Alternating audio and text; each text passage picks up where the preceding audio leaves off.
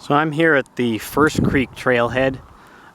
You can do a few hikes from this trailhead. As you can see, the parking is gravel side of the road here. It's pretty easy to park here, and there's usually plenty of parking. Right now, this is just past 6 p.m. on early June, and we've already got shade here at the trailhead, even though sunset's not really for like another 2 hours.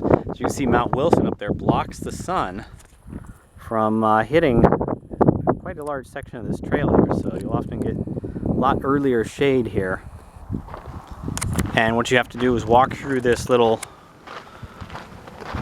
round thing here so the wildlife don't come through, and start heading out on the pretty well marked trail here. You cross the little stream here that's always dry and head to the next major intersection. The first mile of the trail is pretty well delineated by these anti-vehicle type fencing here on either side of the trail. Eventually, after you get past the delineated area with the fences and posts, you will get to a crossroads here.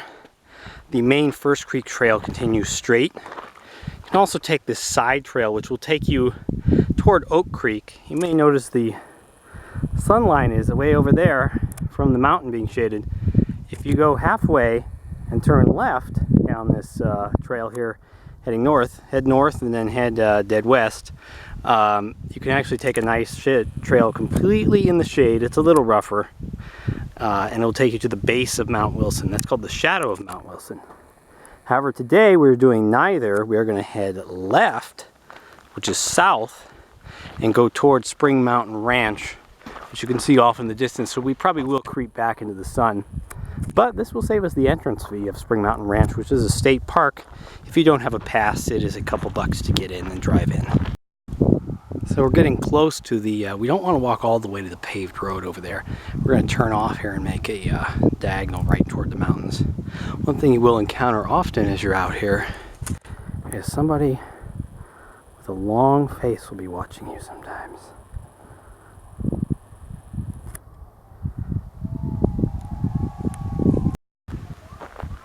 So we had to take a slight detour off the trail here because of the burrows. But as you can see, this is a strange spot you pass. Looks like the fence line starts here, and they got all these bushes barricaded in with rocks. Looks like an Indian burial ground of some kind. And here's the burrows here. Happily, you'll see quite a few of these in this general area. They're pretty popular. What we're trying to do is get just past the burrows over there on the trail, past that little fence line there, and that's where we'll be turning right instead of going straight toward the pavement. Eventually you come to this green fence. As you can see, the barbed wire has been removed on either side, making it pretty easy. Just watch your step to get around it. You can see that they're remediating the road, the old road here, decommissioning the area. So what you want to do is you don't want to follow the barbed wire fence. I tried that. It doesn't turn out well. So you actually need to head toward the park road here. When you're within shouting distance of the road here, the trail does parallel the road off here, heading west toward the mountains. So just continue on. There's no sense walking on pavement that you don't need to walk on. Eventually you get to the intersection of the road here. You do have to step on the pavement for a little bit here. Follow the street signs as if you were a car. Don't go the wrong way. Go through this one way here, and we'll be back on the trail in just a minute here, which will be off to our right.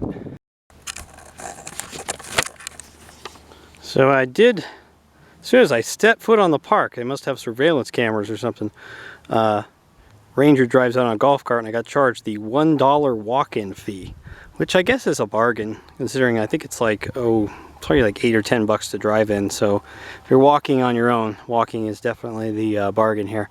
But this entitles me to the park, which closes this time of year at 8 p.m. So we're cutting through the green here at the park as the trail section is closed. They close them about an hour before closing, since it is past 7. And they close at 8, and it's already chained up I guess it's a little different than the trails at Red Rock, which really don't really ever put chains on, but they do close the parking areas. And with the ranger standing right there, I was about to go around the chain. So we'll just see if we can work our way out of the park this way back toward Route 160. So there didn't seem to be any practical way, especially with the large event going on here at a group fee area. They're having a play to do this as a loop hike. So I'm gonna return back the way I came.